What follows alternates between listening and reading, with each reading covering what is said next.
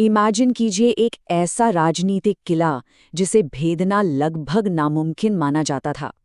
दशकों का एक छत्रराज, और फिर बिना किसी चेतावनी के सब कुछ बदल गया। पश्चिम बंगाल में एक ऐसा पॉलिटिकल अर्थक्वेक आया है जिसने बड़े बड़े दिग्गजों को हैरान कर दिया है। तो आज के इस डीप डाइव एक्सप्लेनर में हम सिर्फ हार या जीत की बात नहीं करेंगे, हम उस सीक्रेट अंडरग्राउंड माइक्रो स्ट्रैटेजी को डिकोड करेंगे जिसने रातों रात इस असंभव लगने वाले खेल को पूरी तरह पलट कर रख दिया। अब जरा इन चौंकाने वाले आंकड़ों पर गौर करते हैं। 294 सीट्स वाली विधानसभा, जहां कभी किसी एक पार्टी का पूरी तरह से दबदबा हुआ करता था, वहां अब समीकरण कुछ और ही कहानी कह रहे हैं। एनालिसिस के मुताबिक एक नई ताकत 190 का जादुई आंकड़ा पार करती दिख रही है, और जो पार्टी सत्ता में है वो 100 से भी नीचे सिमटती नजर आ रही है। मतलब ये सिर्फ एक हार नहीं है, ये लिटरली एक गेम ओवर वाला मोमेंट है। लेकिन एक इतना मजबूत, अजेय सा लगने वाला ढांचा आखिर गिरा कैसे? इस पूरी मिस्ट्री की चाबी छुपी है सिर्फ एक नंबर में, और वो नंबर है 15। 15 साल का वो लगातार बिना रुके चलने वाला शासन, जिसका ग्रासरूट नेटवर्क इतना स्ट्रांग था कि उसे हिलाना भी एक सपना लगता था। इतने लंबे वक्त तक सत्ता में रहने के बाद इस तरह का अचानक और भारी पतन, ये कोई आम बात नहीं है। ये पूरे राज्य की पॉलिटिक्स को जड़ से बदल रहा है। देखिए, अगर हम इतिहास के पन्नों को पलटे तो एक बात बिल्कुल साफ हो जाती है, बंगाल में सत्ता इतनी आसानी से कभी नहीं बदलती। जरा सोचिए, 34 साल तक वामपंथियों का राज रहा, और उसके बाद 15 साल तक मौजूदा सरकार का। यहाँ के वोटर्स जल्दी बदलाव पसंद नहीं करते हैं, राइट? इसीलिए ये जो तख्ता पलट हम देख रहे हैं, ये कोई रूटीन इलेक्शन वाला फेरबदल नहीं है। ये एक पूरे एरा, एक युग के खत्म होने और एक बिल्कुल नए दौर के शुरू होने का बहुत ही रेयर सिग्नल है। और ये बात कितनी इंटरेस्टिंग है ना कि 2014 से पहले इस चैलेंजर पार्टी का यहाँ ग्राउंड पर कोई खास वजूद ही नहीं था। मतलब वो लगभग जीरो पर थे। लेकिन फिर आता है 2019 का वो टर्निंग पॉइंट, जब एकदम से उन्होंने 18 संसदीय सीटें अपने नाम कर लें।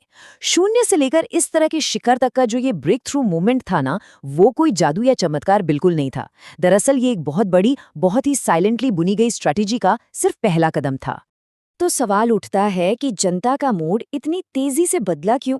क्या वजह सिर्फ 15 साल की एंटी इनकम्बेंसी थी? जी नहीं, असली वजह थी वो गुस्सा जो अंदर ही अंदर सुलग रहा था। हम बात कर रहे हैं टीचर रिक्रूटमेंट स्कैम्स की, सिस्टम में घुसी धांधली की, और सबसे बड़े नासूर यानी सिंडिकेट सिस्टम की, जहां बिना कटमनी के कोई काम आगे नहीं बढ़ता था। और जब इन सब में युवाओं की बेरोजगारी और उनका डर जुड़ गया ना, तो एक ऐसा भयंकर आक्रोश पैदा हुआ जिसे संभालना मुश्किल हो गया। और पता है इस आक्रोश ने क्या किया?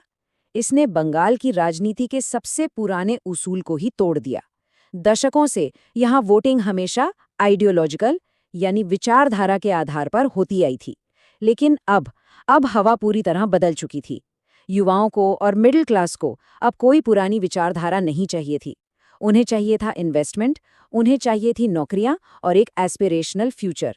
जब सिस्टम ये सब देने में फेल होने लगा तो जनता ने अपना विकल्प खुद चुन लिया। खैर, एक बात तो तय है कि सिर्फ गुस्से के भरोसे आप इतने बड़े चुनाव नहीं जीत सकते। इसके लिए चैलेंजर्स ने जो किया वो किसी मास्टर स्ट्रोक से कम नहीं था। उन्होंने 4 स्टेप्स का एक बिल्कुल अचूक ऑर्गेनाइजेशनल ब्लूप्रिंट तैयार किया। स्टेप 1, ग्राउंड पर कार्यकर्ताओं की कमी को भरना। स्टेप 2, अपना वोट शेयर तेजी से बढ़ाना। स्टेप 3, अपने सबसे खतरनाक हथियार यानी पन्ना प्रमुखों को मैदान में उतारना। और फाइनल स्टेप, सत्ताधारी पार्टी के उस अभेद्य ग्रासरूट नेटवर्क को पूरी तरह से न्यूट्रलाइज कर देना। अब ये पन्ना प्रमुख वाली स्ट्रैटेजी असल में है क्या? बंगाल की पॉलिटिक्स में हमेशा से ये माना जाता रहा है कि जिसका बूथ पर कंट्रोल है, राज्य उसी का है। तो इस फॉर्मूले को तोड़ने के लिए उन्होंने एक एक्सट्रीम माइक्रो लेवल सिस्टम खड़ा कर दिया। मतलब वोटर लिस्ट के हर एक सिंगल पन्ने के लिए एक खास इंसान की ड्यूटी लगा दी गई। ये एक इतना स्ट्रिक्ट और डेटा ड्रिवन सिस्टम था जो सीधे हर एक वोटर के दरवाजे तक पहुंच गया। सिर्फ बूथ मैनेजमेंट ही नहीं, इस एनालिसिस में जो एक और चौंकाने वाली बात सामने आई वो थी उनकी हाइपर फोकस्ड रीजनल स्ट्रैटेजी। उन्होंने पूरे राज्य में एक ही घिसा-पिटा नारा नहीं लगाया। इसके बजाय उन्होंने हर एक इलाके की नब्ज को पकड़ा।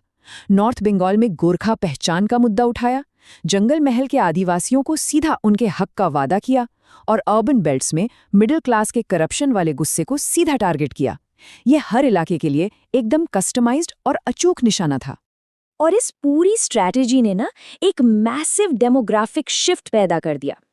एक तरफ देखिए, चैलेंजर्स ने बहुत ही स्मार्ट तरीके से ओबीसी, मतवा और SC/ST समुदायों को एक साथ लाकर एक विशाल सोशल कोलिशन खड़ा कर दिया। और वहीं दूसरी तरफ क्या हो रहा था? सत्ताधारी पार्टी का वो पुराना, बहुत ही सॉलिड माना जाने वाला वोट बैंक, जो हमेशा उनके साथ चट्टान की तरह खड़ा रहता था, वो धीरे धीरे टुकड़ों में बंटने लगा। पर यहाँ एक बहुत बड़ा सवाल आता है, उन पॉपुलर स्कीम्स का क्या, जैसे कन्याश्री, जो जनता के बीच बेहद हिट थी? यहीं पर सबसे बड़ा गेम खेला गया, जिसे हम कह सकते हैं वेलफेयर री इंजीनियरिंग। उन्होंने लोगों से ये नहीं कहा कि हम इन योजनाओं को बंद कर देंगे, बिल्कुल नहीं, बल्कि उन्होंने वादा किया कि अब ये सारा पैसा बिना किसी कट मनी या करप्शन के सीधा आपके बैंक खाते में आएगा। इस एक वादे ने बेनिफिशरीज के उस बेहद वफादार वोट बैंक में भी भारी सेंध लगा दी। लेकिन इन सबके पीछे एक बहुत ही डीप साइकोलॉजिकल फैक्टर भी काम कर रहा था। दशकों से चली आ रही पॉलिटिकल वायलेंस, सिंडिकेट का वो खौफ और हर वक्त की असुरक्षा ने ना वोटर्स को अंदर तक थका दिया था। चुनाव से पहले और चुनाव के बाद की हिंसा की जो खबरें लगातार आती रहीं, उसने लोगों के दिमाग में एक बात बिल्कुल साफ कर दी कि अगर इस खौफनाक माहौल से बाहर निकलना है तो उसका सिर्फ और सिर्फ एक ही रास्ता है, और वो है सिस्टम में बदलाव। लेकिन फिर कहानी में आता है सबसे बड़ा ट्विस्ट। सिस्टम के लेवल पर एक ऐसा कदम उठाया गया जिसने लिटरली पूरे खेल की दिशा ही बदल दी। वो था SIR, यानी electoral roll clean up exercise. आपको बता दें कि इसका बहुत भारी विरोध हुआ, मामला सुप्रीम कोर्ट तक भी गया, लेकिन ये प्रोसेस रुका नहीं और इस एक अभियान ने सिस्टम में सालों से मौजूद लाखों डुप्लीकेट और फर्जी वोटों को एक झटके में हटा दिया। ये एक साइलेंट लेकिन बहुत ही ज्यादा डेडली मूव था। तो सोचिए, उस क्लीनअप का फाइनल रिजल्ट क्या हुआ? जरा इस नंबर पर गौर कीजिए, 90%। जब सिस्टम से वो लाखों फर्जी वोट पूरी तरह साफ हो गए ना, तो जेन्युइन वोटर्स का टर्नआउट लिटरली आसमान छूने लगा। और हिस्ट्री इस बात की गवाह है कि जब भी वोटिंग 90% के आंकड़े को पार करती है, तो बड़े बड़े अजय माने जाने वाले किले भी ढह जाते हैं। और यही वो असली मैथ्स था जिसने इस ऐतिहासिक तख्तापलट को मुमकिन बना दिया। अल्टीमेटली इस पूरी पॉलिटिकल जंग का फैसला हुआ लीडरशिप के डायनामिक्स से।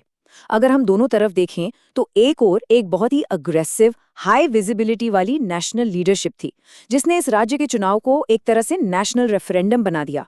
और दूसरी ओर इनकम्बेंट लीडरशिप अपनी पुरानी वेलफेयर स्कीम्स की मोनोपोली पर बहुत ज्यादा ओवर रिलायंट रह गई, और जब उन पर करप्शन के आरोप लगे तो उनका डिफेंस काफी वीक नजर आया। इसी एक बड़े अंतर ने पूरी बाजी पलट कर रख दी। तो अब ये सारी चीजें हमें एक बहुत ही बड़े और अहम सवाल पर लाके खड़ी कर देती हैं। क्या इंडियन पॉलिटिक्स में ट्रेडिशनल वेलफेयर पॉलिटिक्स की जगह अब पूरी तरह से डेवलपमेंट और एस्पिरेशंस ने ले ली है? इस ऐतिहासिक शिफ्ट की गूंज सिर्फ एक राज्य तक सीमित नहीं रहने वाली, इसका इम्पैक्ट बहुत दूर तक जाएगा। इस एक्सप्लेनर में हमारे साथ इस डीप डाइव पर चलने के लिए आपका शुक्रिया। इस नए पॉलिटिकल एरा के बारे में जरूर सोचिएगा, क्योंकि ऐसा लगता है कि असली खेल तो बस अभी शुरू हुआ है।